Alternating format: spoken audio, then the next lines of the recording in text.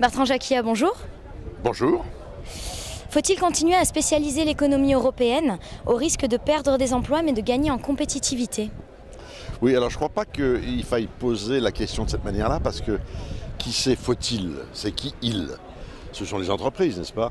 Et donc, si on fait un état des lieux, on constate que dans 23 secteurs, tels qu'ils sont segmentés, définis par la Commission européenne, 15 en Europe ont un avantage comparatif. Et dans ces 15, il y a un peu de tout. Hein. Il y a surtout du bas de gamme, en fait, du low-tech et medium low-tech, mais il y a aussi du high-tech. Alors, c'est pas d'en haut qu'on décide ce qu'il faut faire ou ne pas faire, mais c'est plus par des politiques horizontales que l'on peut faire en sorte que le terreau industriel et manufacturier soit propice au développement des entreprises. On parle souvent de politique de recherche et développement.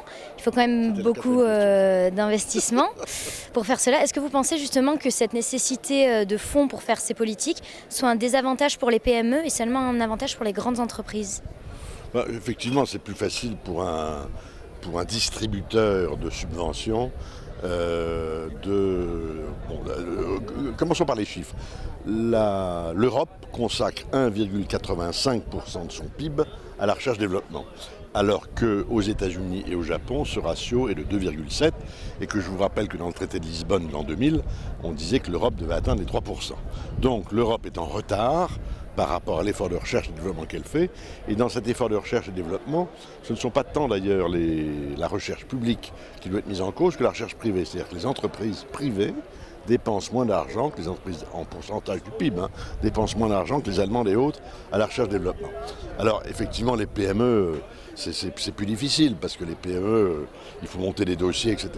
Donc il faut des mécanismes plus adaptés aux PME, qui sont des mécanismes de capital risque, qui sont la BPI en France, qui a un réseau régional et qui peut se rendre compte des besoins des PME et des ETI. Vous estimez que le secteur manufacturier témoigne d'une économie moderne et compétitive.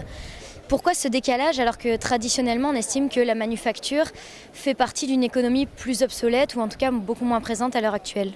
Alors c'est une très bonne question. Il y avait des gens qui parlaient, même des gens d'entreprise, qui parlaient il y a quelques années, il y a 10 ans, du fabless company, c'est-à-dire une société fabless sans fabrication, sans usine, sans manufacture. Et en fait, on s'aperçoit que de plusieurs choses. La première, c'est que ça n'existe plus cette distinction, si vous voulez, qui d'autrefois entre l'agriculture, l'industrie, les services. Pourquoi ça n'existe plus? Parce que l'agriculture, d'abord, ne représente plus que 2 ou 3% du PIB.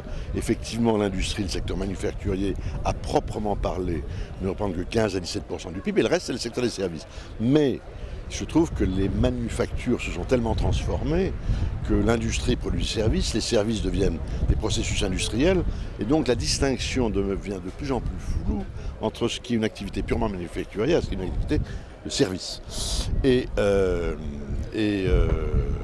bien voilà, donc, mais il n'en demeure pas moins que ce sont la manufacture, les industries de production, si je puis dire, qui quand même tirent l'économie, qui tirent la recherche-développement, qui tirent les services, puisque si une entreprise qui incorpore beaucoup de services à ses produits exporte, eh bien elle exportera aussi du service.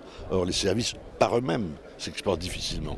Donc les services sont incorporés à l'activité manufacturière qui s'exporte et ce faisant exporte les services. Donc voilà, donc il ne faut pas opposer, il ne faut pas opposer industrie et services, et deux, la manufacture, le secteur manufacturier est très important. Bertrand Jacquia, merci. Merci ma petite. Salut.